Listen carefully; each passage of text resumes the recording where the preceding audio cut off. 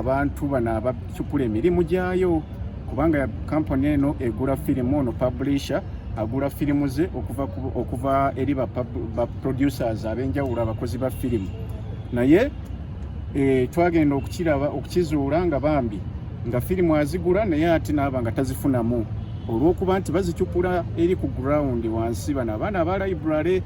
So ensonga lwaki twavaayo nga ttiimu ne tugenda ku ground tulabike nga tunoonya abo okusinziira ku tteeka kyeritugamba nti omuntu yenna okutunda omulimu gw'omuntu oba firimu y'omuntu nga talina lukusa abeera zizza omusango. So kati twagendera mu tteeka era akakawaayiro kali mu kawaayiro akaanamu ennya nti omuntu alina okufuna olukusa okuva eri nannyini firimu oba agenti we. So kati New Lords Corner beba agenti baba producers abakozi b'emirimu egyo wano era tubawo olukusa. New Lords Corner ewa olukusa abaana abo abakola ki abatunda emirimu egyo. Naye kati lwaki tuli wano ku kkooti olunaku lwaleero tuliwo nti abantu bano mu kuweebwa olukusa ate bo basalawo kubba bubbi mirimu gino nga tebaweereddwa lukusa. Ensonga lwaki twabakwata era netubaleeta wano ku kkooti. Kkooti etusalirewo. Okay, ogenze n'ogamba mulina omuntu gwe mukolera oba abaliidinga mu kino yaani oyo? Executive Director ye Jini Nami. Rose Jini Nami ye Executive Director wa New Lords Corner Company. Rose Jini Nami ye Jini Nakachwa. Ono bamuyita Jini Nami gemannya ge. Okay. Lwaki yeetazze kubeera wano olwaleero?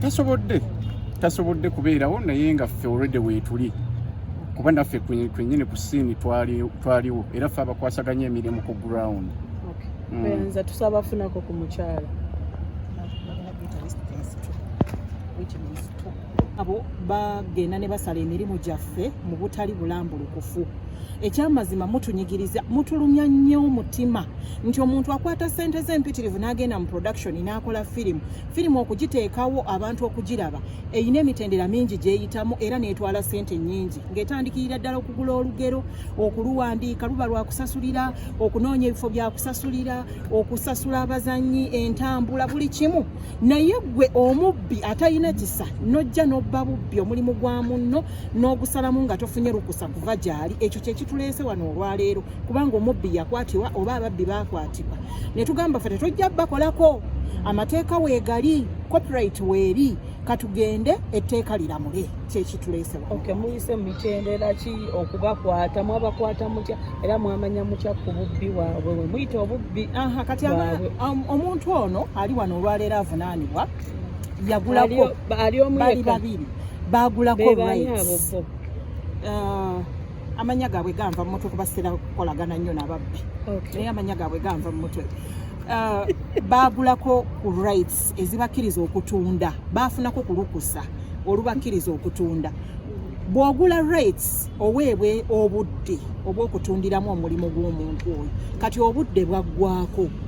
Bwe bwaggwako mukama waffe n'abayita n'abagamba obudde bwammwe bwaweddeko temuddamu kusala mu mirimu gino.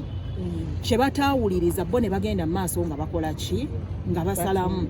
Era ku dduuka awava ensibuko oba omulandira tugenda okulaba nga firimu zino tezikyatambula bulungi ne bateekawo bambega bagende nga banoonyereza mu libraries amawulire agavaayo nga galaga nti omulimu eri mu malibrary gukyakola ki firimu zikyatambula. Yensonga lwaki tebazinona eno ku awaka oba kitegeerekeka.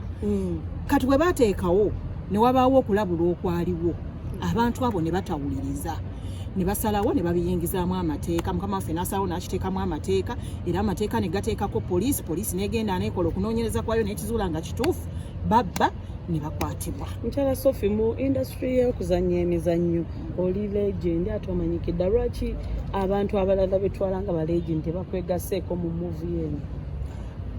Tebanneegaseeko weebali abamu weebali naye abalala musinga okwagala okulaba essaawa eno balina projects kwe bali nga bali mu kukola bali mu field bali mu kukola kati ffe ne tubakiikirira kubanga ate ne kiri kikulu nabo mwebali mu movie yammwe eno mwebali bulungi nnyo era bali mabega waffe. Mwagitandika ddi?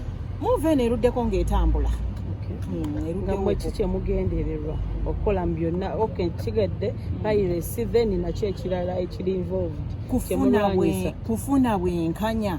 Gavumenti ekimanyi bulungi nnyo nti gye tuli era tuwa emisolo gyayo.